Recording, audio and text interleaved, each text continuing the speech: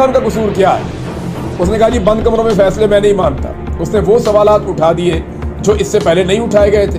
तो इमरान खान साहब भी जेल में बंद है, ना मुलाकात हो सकती है ना कुछ और। अब इमरान खान सवाल ना पूछ सके, उसकी बात बाहर ना आ सके, उसकी बहनों को भी नहीं मिलने देते, उसकी पार्टी लीडरशिप को भी नहीं मिलने देते। आप अंदाजा करें कि बॉर्डर के ऊपर तनाव है, इंडिया और पाकिस्तान में जंग की सूरत हाल है, लेकिन पाकिस्तान की हुकूमत और पाकिस्तान की एस्टेब्लिशमेंट की तवज्जो इस बात पे है कि इमरान खान की मुलाकात कैसे रोकी जाए, अदालतों को कैसे मैनेज किया जाए, इमरान खान के मुकदमों को लिंगर ऑन कैसे किया जाए, उसकी बहनों को नहीं मिलना चाहिए, उसकी पार्टी के लोग मिल ना पाए इमरान खान। ये भी इमरान खान के बारे में एक और नई लिस्ट भी आई हुई है, जिन लोगों के लिए उन्होंने कहा जी इनको अब मिलवा दें आप 1 मई वाली मुलाकात। सैयद फ़खर जहान, सुहेल खान, शाहिद खटक, मियाँ गौस, सरदार अजहर तारिक और बिलाल उमर बोदला, इन लोगों के नाम दिए गए कि जनाब इनको मिलाया जाए इमरान खान साहब से। अब ये लोग जाएंगे, मुलाकात कहाँ होगी? कोई ना कोई नया बहाना कर देंगे, 1 मई है जनाब छुट्टी का दिन है, मुलाकात नहीं करवाते तो 2 मई को करवा दे, तब भी नहीं करवाएंगे, क्योंकि निज़ाम जो है उसके दिमाग में ये नहीं चल रहा कि हमने इंडिया के साथ कैसे निपटना है। निज़ाम के दिमाग में ये चल रहा है कि इंडिया के साथ तो चलो नवाज शरीफ को गेम करके सुलह करवा देंगे, लेकिन हमने इमरान खान को नहीं छोड़ना, क्योंकि इमरान खान हमें और हमारी जो सारी की सारी सल्तनत हमने बनाई हुई है उसे खा जाएगा। इमरान खान खा जाएगा या नहीं, ये अवाम एक दिन खा जाएगी, क्योंकि अवाम को असल बात समझ आ गई है और वो ये समझ गए हैं कि पाकिस्तान आज अगर पीछे रह गया है तो उसके पीछे कसूर सियासतदानों का उतना बड़ा नहीं है, उसके पीछे कसूर जो है वो सहाफ़ियों का उतना बड़ा नहीं है, उसके पीछे कसूर जो है वो ब्यूरोक्रेसी का उतना बड़ा नहीं है, पाकिस्तानियों का तो कसूर ही कोई नहीं है, उसके पीछे पाकिस्तान की एस्टेब्लिशमेंट के गलत फैसले हैं जिन्होंने पाकिस्तान को यहाँ तक पहुँचाया।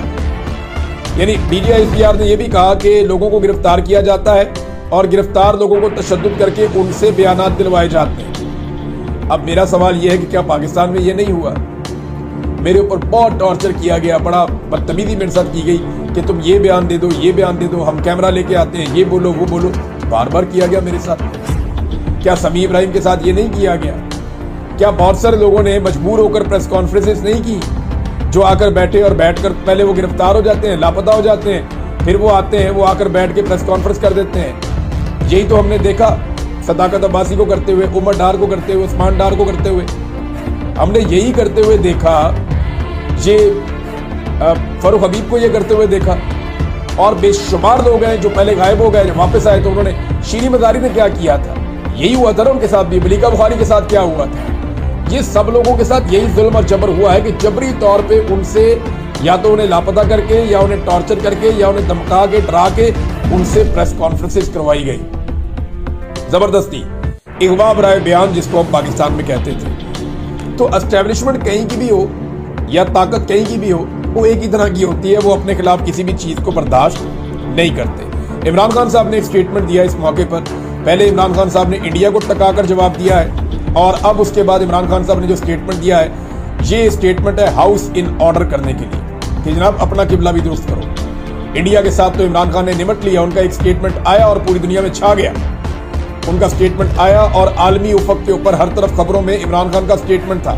पाकिस्तान का सदर, वजीर आजम, आर्मी चीफ सारे बोल बोल के तक गए, पूरी दुनिया में कोई खबर नहीं निकली। इमरान खान का स्टेटमेंट आता है और हर तरफ छा जाता है।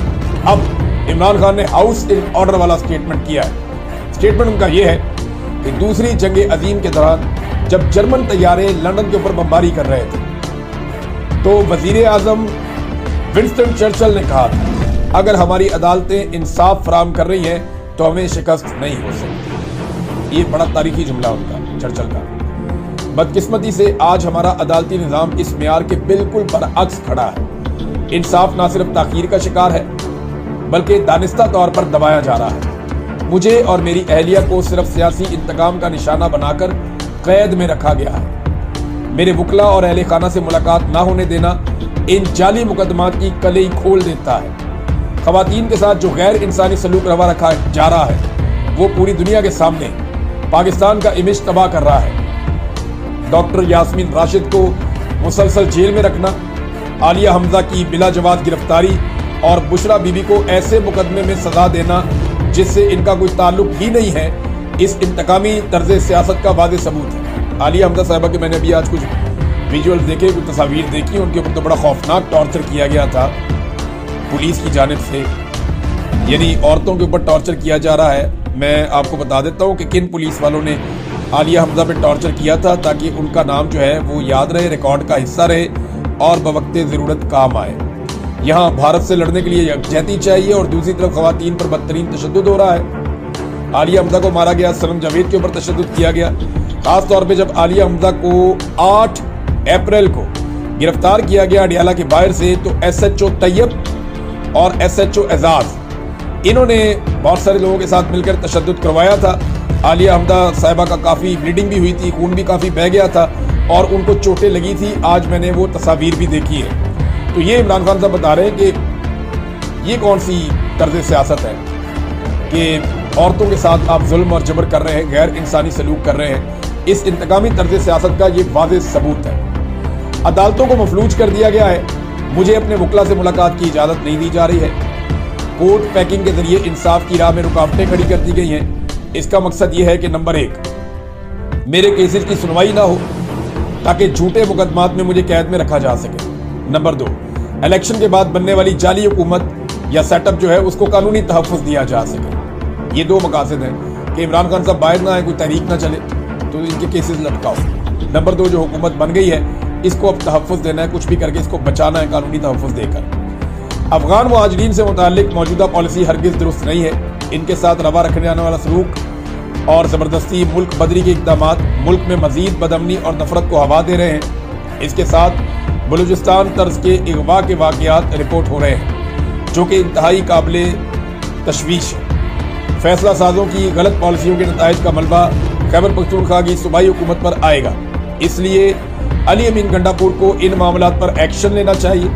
धांधली के केसेस 1 साल से लटके हुए हैं। इस हवाले से जुनैद अकबर सियासी और एहतजाजी हिकमत अमली बनाएं।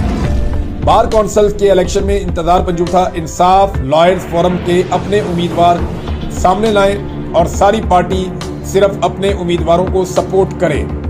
अच्छा, ये मैं आपको एक चीज़ बताता हूँ बड़ी ख़ास, ये खिचड़ी अब से नहीं, काफ़ी अरसे से पक रही है। जिन लोगों को लगता है कि इंतज़ार हुसैन पंजूठा इर्रेलेवेंट हो गए हैं या खामोश होकर साइड पर बैठ गए हैं जितना उनके साथ जुल्म और जबर हुआ, तो ऐसा बिल्कुल नहीं है। इंतज़ार हुसैन साहब गुज़िश्ता कई महीनों से काम कर रहे हैं, वकला की तंजीमों से, मुख्तलिफ चैम्बर से, जो तगड़े वकील हैं उन सबसे वो मुलाकातें कर रहे हैं और वो एक नए प्लेटफॉर्म के ऊपर वकला को इकट्ठा कर रहे हैं। उसकी वजह यह है कि आसमा जहांगीर ग्रुप जो था वो एंटी एस्टेब्लिशमेंट ग्रुप माना जाता था, लेकिन वहाँ पे बेशुमार वकील मुतनफ़र हैं, ग्रुप को वो छोड़ नहीं रहे, इसलिए वो हामिद